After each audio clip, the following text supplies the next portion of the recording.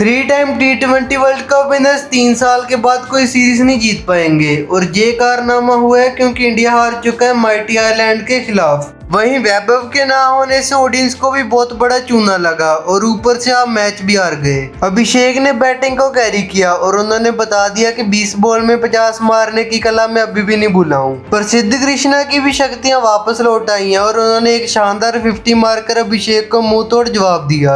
वहीं मुंह तोड़ जवाब तो इंडिया की वुमेन्स टीम को भी देना पड़ेगा अगर ऑस्ट्रेलिया को हराना है तो, क्योंकि ये मैच जीतकर हम अपनी जगह सेमीफाइनल्स में पक्की कर लेंगे। और अगर आप किसी एक पर्टिकुलर मैच के बारे में जानना चाहते हो तो टाइम स्टैम्प से रेफर कर सकते हो। So let's dive in without wasting any time.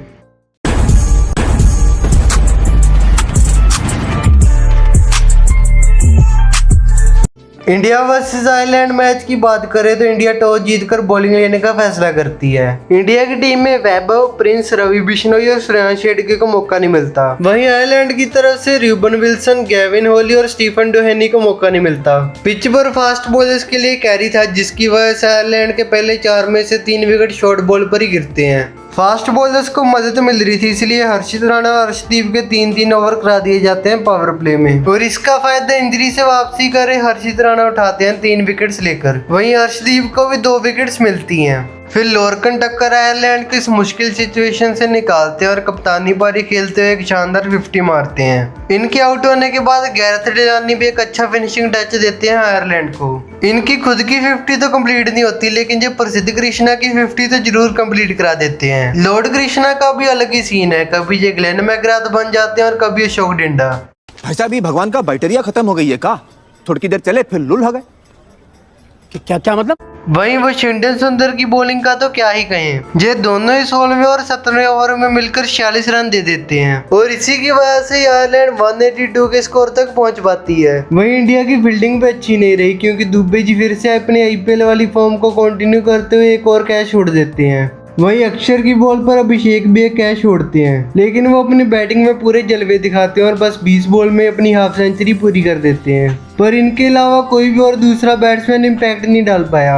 वहीं राजस्थान से आज एक डेब्यू देखने की तो उम्मीद थी लेकिन वो जैन निकलते हैं वैभव की जगह, पर शायद जो वैभव को खेलते हुए देखना चाहते थे उनकी ही नजर लगी है संजू सैमसन को और शायद यही कारण है जिसकी वजह से ईशान किशन भी नहीं चल पाए। वहीं श्रेयस अय्यर एक बार फिर से सूर्या की याद दिलवा कर गए। रन्स तो उन्होंने भी नहीं मारे, साथ के साथ वो सूर्या की तरह ही फ्लिक शॉट खेलते हुए आउट हो गए। वहीं तिलक वर्मा भी पता नहीं क्या ही कर रहे थे। मिडिल ओवर्स में तो ये बहुत ज्यादा धीरे खेलते हैं और ये चीज हमको आईपीएल में तो दिखी ही थी और रिसेंटली जो ट्राई नेशन कप हुआ है उसमें भी उनका यही हाल था। फिर जीजी भाई वाशिंगटन सुंदर की जगह को जस्टिफाई करने के लिए उनको ऊपर भेज देते हैं बैटिंग करने के लिए, लेकिन वो भी कुछ ज्यादा खास नहीं कर पाते। ये भाई तो जब बॉलिंग करता है ऐसे लगता है कि बैटिंग ऑलराउंडर होगा और जब बैटिंग करता है ऐसे लगता है कि बॉलिंग ऑलराउंडर होगा। अब लगता है कि संजय मांजरेकर का ट्विटर अकाउंट बैन हो गया है क्योंकि जडेजा जो एक टाइम पर एस्टेब्लिश प्लेयर थे उनको तो उन्होंने बहुत जल्दी बोला था कि ये बिट्स एंड पीसेस प्लेयर हैं और भी काफी कुछ कहते रहते हैं। अब देखते हैं कि वाशिंगटन सुंदर के बारे में ये कब बोलेंगे।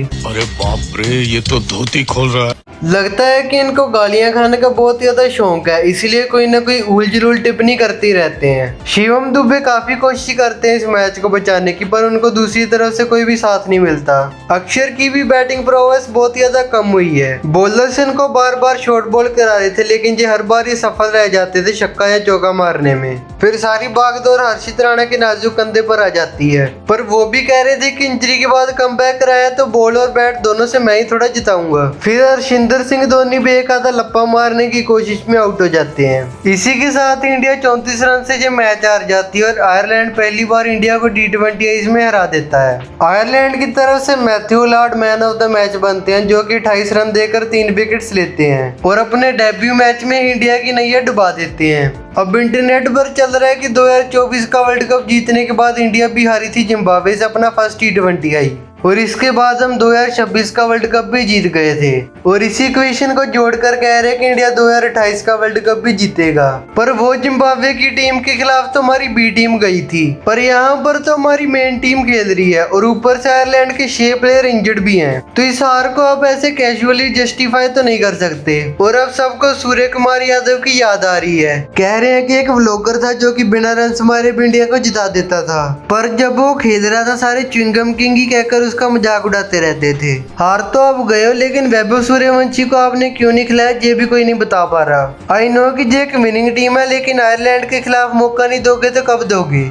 वहीं पर सिद्ध कृष्णा को क्यों लाया गया था सिराज की जगह ये भी अभी तक क्लियर नहीं हुआ। भाई के एक बार पिछले कुछ T20 इसके स्टैट्स ही देख लो। सिराज को तो इन लोगों ने बॉर्डरलाइन इग्नोर ही करके रखा हुआ है। उसके हाथ में बस टेस्ट का लॉलीपॉप ही थमाया हुआ है और उनको ओडीआई और T20 से धीरे धीरे कर साइडलाइन करा जा रहा है। नंबर 9 तक बैटिंग रखकर भी आप चेस नहीं कर पाए तो रवि बिश्नोई को खिला लेते कम से कम। वैसे भी हमारे पास वरुण चक्रवर्ती और कुलदीप यादव के बाद कोई भी मेन स्पिनर है ही नहीं। और ये same situation fast bowling all-rounder department में भी है। हार्दिक और रेड्डी तो वैसे भी इंजर्ड रहते हैं, उनकी जगह सूर्यांश शेड़के को भी आपने मौका नहीं दिया। वहीं जडेजा को भी आपने ओडीआई से साइडलाइन ही कर दिया है। तो अगर आप उनकी जगह हर्षित राणा को नंबर 8 पर खिलाना चाहते हो 2027 वाले ओडीआई वर्ल्ड कप में, तो उनको कम से कम T20 में ही मौका दे दो नंबर 8 पर खेलने का और देख लो कैसे खेलते हैं वो।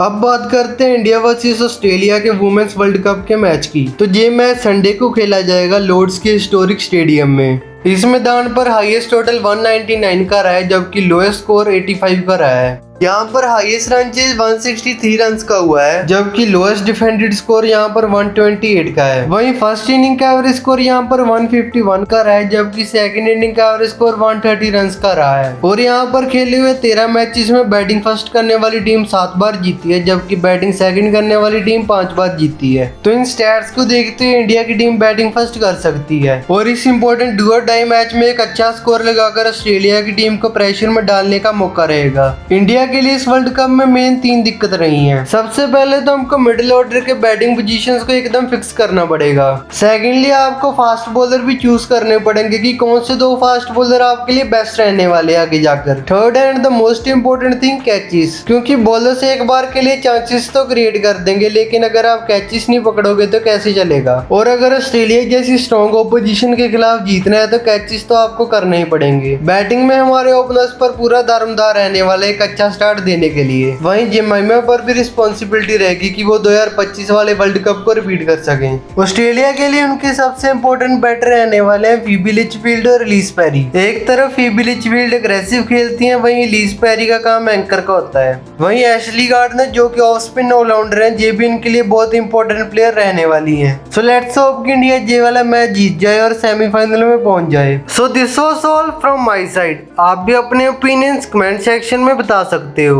Make sure to like, share and subscribe to the channel और इंस्टाग्राम पर भी जरूर से फॉलो कर देना। Till then goodbye, take care and show some love.